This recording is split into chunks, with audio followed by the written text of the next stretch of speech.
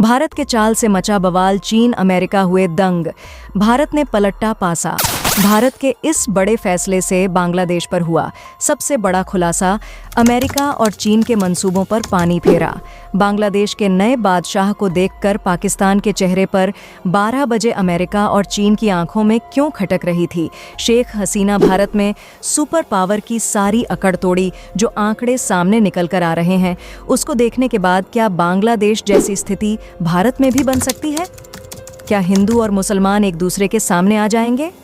तो दोस्तों, जानेंगे पूरी खबर, वह भी फैक्ट के साथ। तो कृपया करके शुरू से लेकर लास्ट तक वीडियो को ज़रूर देखें ताकि आपको कंप्लीट इन्फॉर्मेशन मिल सके। तो दोस्तों, कहते हैं कि सच्चाई तेल की तरह होती है। चाहे आप उसे दुनिया के सबसे गहरे समुद्र की अनंत गहराई में गड़ दो, भले ही वह एक बूंद क्यों ना हो, लेकिन वह ऊपर आएगी ही आएगी। और यह वीडियो जो आप देख रहे हैं इस समय, यह बांग्लादेश की सच्चाई है।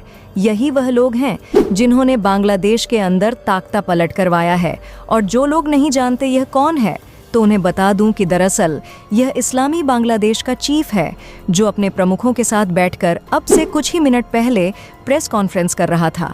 और जिन लोगों को लगता था अब तक जमात इस्लामी नहीं, ना ही पाकिस्तान, बल्कि यह तो स्टूडेंट है, युवा शक्ति है, जिन्होंने सरकार को मजा छट दिया।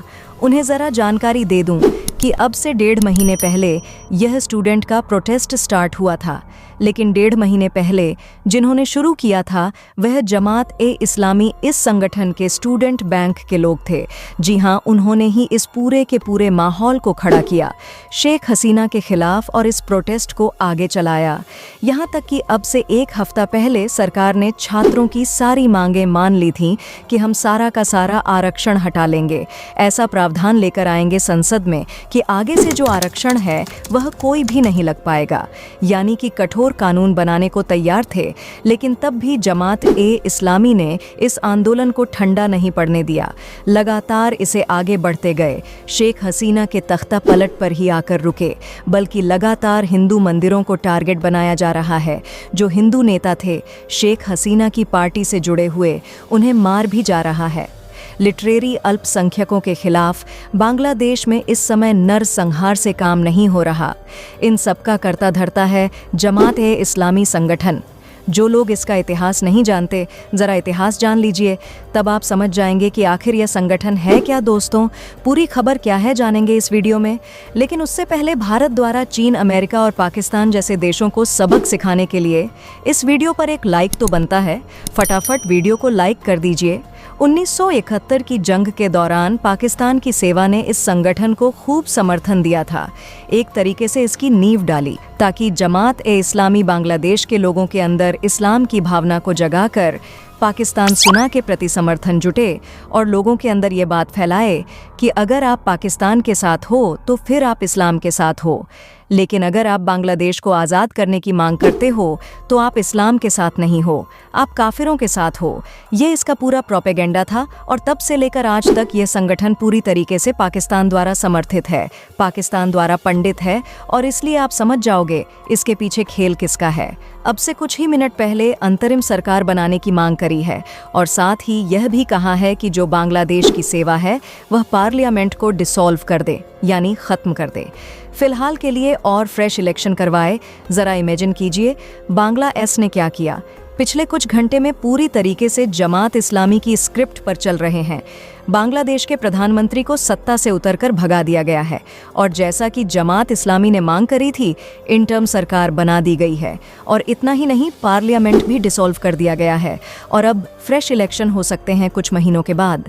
यानी कि जो व्यक्ति आप अपने स्क्रीन पर इस समय देख रहे हैं, यह बीचों बीच बैठा है जमात इस्लामी का, कि इसे आप बांग्लादेश का नया रोलर कह सकते हैं, नया राजा है बांग्लादेश का। और देखने वाली बात यह होगी कि यह भारत को कितना नुकसान पहुंचाएगा, या फिर भारत इसका किस्सा पहला निपटाए। और यही नहीं, शेख हसीना का बांग्लादेश के पीएम बने रहने से अमेरिका और चीन को भी बड़ी दिक्कत हो रही थी। उनकी आंखों में शेख हसीना खटक रही थी। अब यहाँ पर सबसे बड़ा सवाल यह होता है कि आखिर क्यों। दोस्तों, आपको बता दें, डेंसिटी अमेरिका और चीन की परवाह किए बिना बांग्लादेश को प्रिंसिपल ऑफ नेशन फर्स्ट के तहत डेवलपमेंट के रास्ते पर आगे ले जा रही थी। जिसकी वजह से एशिया के देशों के मुकाबले ग्रोथ और हैप्पीनेस मामले में बांग्लादेश, जो अमेरिका और चीन सहित पाकिस्तान की कई ताकतों को एकदम पसंद नहीं आ रहा था। सुपर पावर अमेरिका बांग्लादेश में एयरवेज के लिए जमीन मांग चुका था और शेख हसीना ने देने से इनकार कर दिया था। अमेरिका इससे नाराज था और वह चाहता था कि हसीना बांग्लादेश का चुनाव हार जाए, लेकिन ऐसा हुआ नहीं। और अब अमेरिका को लग गया कि उनके हाथ से चीज़ खिस तक गई है और उन्होंने इस बात का समर्थन शुरू किया कि हसीना ने लोकतांत्रिक तरीके से चुनाव कराए, जबकि यही अमेरिका पाकिस्तान में इमरान खान की चुनी हुई सरकार को गिराने और आर्मी की मदद से शाहबाज शरीफ की सरकार बनवाने के लिए आगे आई और वहां शहबाज की सरकार का गठन कर अपना उल्लू सीधा कर रहा है। ऐसे में पाकिस्तान में लोकतंत्र दिखाई देता है और बांग्लादेश में सब कुछ लोकतांत्रिक दिखाई देता है। शेख हसीना ने अपने 2 दशक के कार्यकाल में भारत और चीन दोनों के साथ अपने संबंध बेहतर बनाए। भारत के साथ वह फ्री ट्रेड की राह पर भी बढ़ रही थी। तीसरा, जिस तरह देश के कुछ राजनीतिक दल धर्म के नाम पर अल्पसंख्यकों को डरा रहे हैं और बहुत संख्यक जातियों में फूट पैदा कर उन्हें एक आंदोलन के लिए आरक्षण, जाति जनगणना और हिस्सेदारी के नाम पर भड़का रहे हैं, कहीं वह यहाँ भी बांग्लादेश की तरह तख्ता पलटकर सत्ता में काबिज होने की कोशिश तो नहीं कर रहे हैं। देश में जिस तरह से पिछले 10 सालों में आंदोलन खड़े किए गए, जिस तरह से का के नाम पर सड़कों को सीए के नाम घेरा गया, दिल्ली में 50 से ज्यादा लोगों की दंगे में जान गई, किसान आंदोलन के नाम पर जिस तरह से शांतिपूर्ण प्रोटेस्ट को प्रथम देकर उग्र बनाया गया, लाल किले के प्राचीर पर प्रदर्शनकारियों द्वारा जिस तरह से तांडव किया गया, तिरंगे के साथ जिस तरह से लाल किले पर खालिस्तान झंडा फहराया गया, जिस तरह से देश की संस्थाओं को बदनाम करने और उसके खिलाफ लोगों के मन में एक तरह का भय पैदा करने की कोशिश की जा रही है, कहीं यह बांग्लादेश की स्थिति को यहाँ दोहराने की कोशिश तो नहीं है? क्योंकि बांग्लादेश में देखकर यह सीखना होगा कि जो राजनीतिक ताकतें देश के लोकतंत्र के लिए पश्चिमी ताकतों को देश में हस्तक्षेप के बारे में कह रही है, क्या वह सही है? दूसरा, इस तरह के प्रदर्शन की जो तस्वीर सामने आ रही है, क्या यह संस्थाओं का समर्थन करते हैं? तीसरा, यह केवल देश को दूसरी ताकतों के हाथों बेचने के लिए ऐसा कर रहे हैं और अंतिम ऐसे प्रदर्शनकारियों का लोकतांत्रिक मूल्यों से और चुनाव से कुछ भी लेना देना नहीं है। यह किसी भी हालत में केवल सत्ता को अपने हाथ में रखना चाहते हैं और यह प्रदर्शनकारी वही लोग होते हैं जिन्हें अपने देश प्रेम और लोकतंत्र की चिंता नहीं होती।